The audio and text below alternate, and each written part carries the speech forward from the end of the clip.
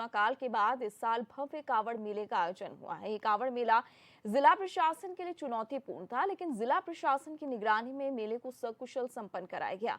मेले में आई चुनौतियों को लेकर हमारे संवाददाता मनोज कश्यप ने जिलाधिकारी विनय शंकर पांडे से खास बातचीत की है। धर्मनगरी हरिद्वार में लंबे समय के बाद कावड़ मेले का आयोजन किया गया था, जो जिला प्रशासन के लिए एक बड़ी चुनौती भी थी, लेकिन जिला प्रशासन के द्वारा पूरे कावड़ मेले को निर्विघ्न संपन्न कराया गया।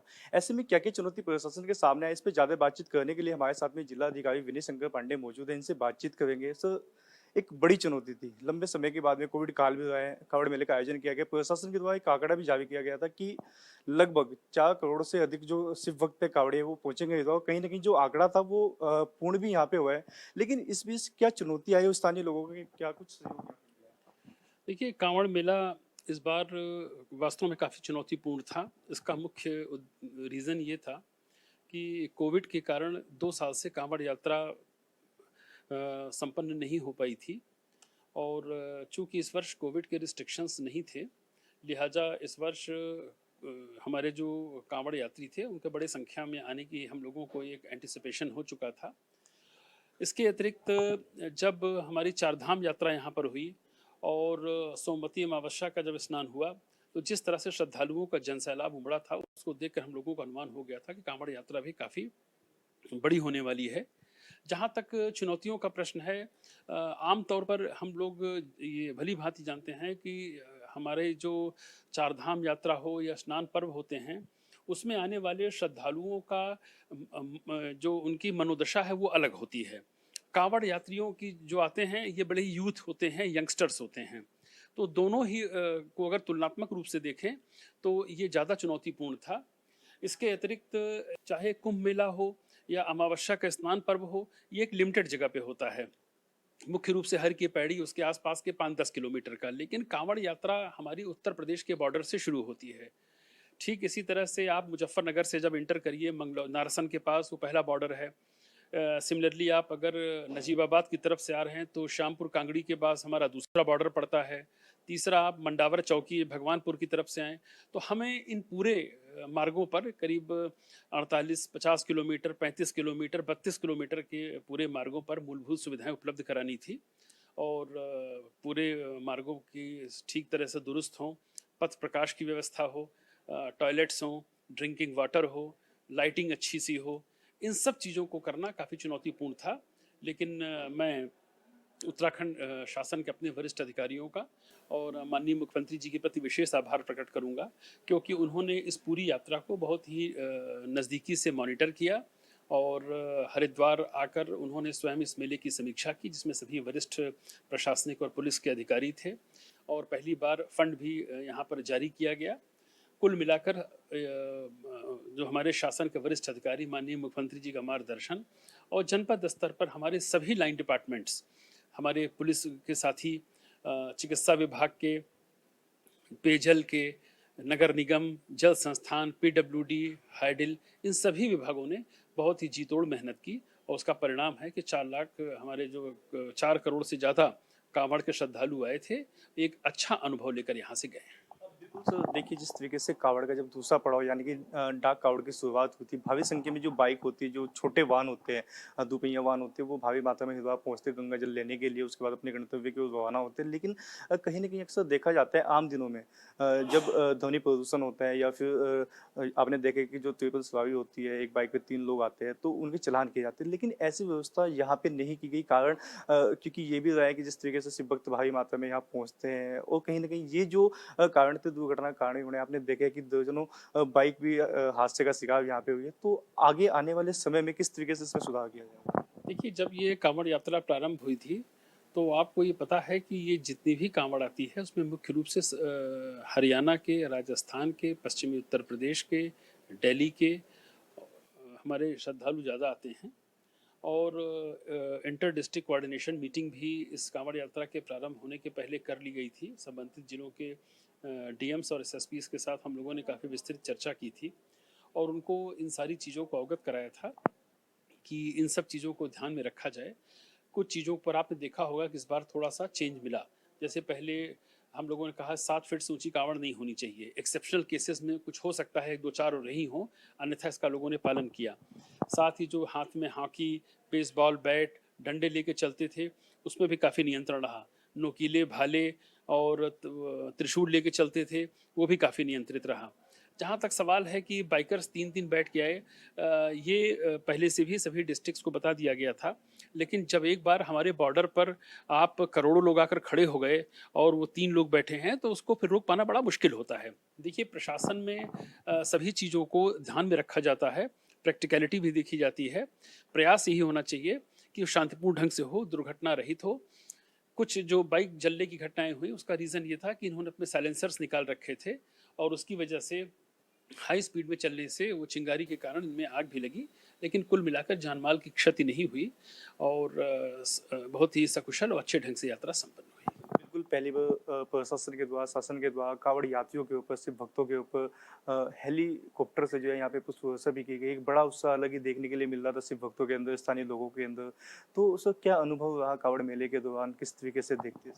देखिए, कांवड़ यात्रा में जो हम लोगों ने एक्सपीरियंस किया, निसंदेह ये हम लोगों के लिए भी एक प्रकार से नया एक्सपीरियंस ही था, क्योंकि इतने बड़े भीड़ को मैनेज करना और उनको सारी मूलभूत सुविधाएं, आपको मैं ये भी शेयर करूं कि इस पूरे कांवड़ यात्रा के दौरान जो हमारे 26 मेडिकल कैंप लगे थे, लगभग 2.25 लाख लोगों ने उसका लाभ उठाया। ये बहुत बड़ी उपलब्धि है और हर तरह से सेवा भाव हमारे सभी अधिकारियों कर्मचारियों में था। और जब माननीय मुख्यमंत्री जी ने पहली बार आकर हमारे कांवड़ श्रद्धालुओं के चरण प्रक्षालन किया, तो एक वो अजीब सा एक नए प्रकार का एक्सपीरियंस देखने को मिला और लोगों ने इसकी बड़ी भूरी भूरी प्रशंसा की। हमारे कांवड़ यात्री भी बड़े भाव विह्वल थे। इसके उपरांत माननीय मुख्यमंत्री जी का ही निर्देश था कि उन पर पुष्प वर्षा की जानी चाहिए, तो हम लोगों ने नारसन बॉर्डर से लेकर हर की पैड़ी तक सभी श्रद्धालुओं पर पुष्प वर्षा की। कुल मिलाकर शासन का ये बड़ा स्पष्ट निर्देश था कि श्रद्धालुओं का तहे दिल से देवभूमि में स्वागत हो, ताकि वो एक अच्छा अनुभव लेकर और पूरे श्रद्धा भाव के साथ यहाँ से जाएं। मैं मानता हूँ कि अगर इस पैमाने पर देखा जाए तो हमारा मेला पूर्णतः सफल रहा है। सर, कावड़ मेला बिल्कुल निर्विघ्न संपन्न हुआ है, कोई समस्या कावड़ मेले के दौरान नहीं आई। लेकिन कावड़ मेला जब खत्म हुआ है उसके बाद भी बहुत सारी जिम्मेदारी यहाँ पे रह जाती है। जैसे अगर हम यहाँ पे सफाई व्यवस्था की बात करें, हालांकि नगर निगम के द्वारा सफाई समय समय पर की जा रही है, लेकिन कब तक इस सफाई कार्य को पूरा कर लिया जाए? देखिए, ये इस चीज़ का भी मैं दावा कर सकता हूँ कि 24 घंटे के अंदर हमारे सारे घाट क्लीन हो गए हैं। आप चाहें तो स्वयं निरीक्षण कर सकते हैं और करीब 3000 मीट्रिक टन कूड़ा निकला है। इसके अतिरिक्त अन्य हमारे जो स्थानीय निकाय हैं, वहाँ से भी हमने सारे कर्मचारियों को यहाँ बुलवा लिए हैं। एनएचएआई अपने एनएच को पूरी तरह से साफ करने में लगी हुई है। सभी हमारी बड़ी पार्किंग्स हैं। चूँकि इस बार टॉयलेट्स की इतनी अच्छी व्यवस्था थी, समय समय पर उनका सक्शन होना और वहाँ पर लगातार वाटर की रिफ्यूलिंग होना, उसकी वजह से जो आमतौर पर कहा जाता था कांवड़ के बाद पूरे शहर में स्मेल आ रही, बदबू आ रही, मक्खियों का प्रकोप हो गया है, ऐसा आपको इस बार देखने को नहीं मिला। और जो मुझे फीडबैक है, हमारे सभी अधिकारी और कर्मचारी इसमें लगे हैं। अगले 48 घंटे में आपको पूरा शहर नीट एंड क्लीन देखने को मिलेगा। बिल्कुल, सुना आपने। ये थे हमारे साथ में जिला अधिकारी विनय शंकर पांडे, और हमने इनसे बातचीत की, जाना क्या परेशानियों, क्या समस्या कावड़ मेले के दौरान आई थी, और आपने देखा कि पूरे कावड़ मेले को निर्विघ्न संपन्न यहाँ पे जिला प्रशासन ने कराया है। कैमरा पर्सन के साथ में मैं मनोज कश्यप, 24/7 के लिए हरिद्वार।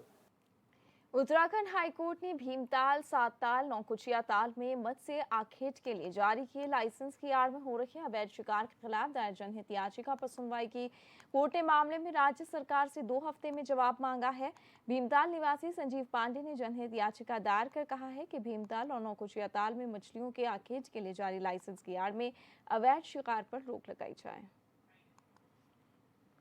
कुछ शर्तें ऐसी थी कि जो कि प्रैक्टिकल नहीं थी और उस लाइसेंस की आड़ में काफ़ी अवैध भीमताल में मछलियों का आखेट हो रहा था। इसी क्रम में आज मत्स्य विभाग के 2 अधिकारी व्यक्तिगत रूप से कोर्ट के समक्ष प्रस्तुत हुए और जो कोर्ट ने उनसे क्वायरी की थी, उस क्वायरी के जवाब में उन्होंने ये कहा कि उन्होंने चिन्हित स्थानों पे मत्स्य आखेट बैन किया हुआ है, जिसके लिए उन्होंने कागज़ के पोस्टर लगाए हैं। तो न्यायालय ने उनसे कहा है कि आप कागज़ के पोस्टरों के साथ बेहतर ये होगा कि अगर वहाँ पे आप होर्डिंग वगैरह लगाएं और वहाँ पे जो धार्मिक स्थल थे जैसे भीमेश्वर टेम्पल है, वो उस चीज़ के लिए भी न्यायालय ने उनसे वही कहा है कि आप वहाँ पे भी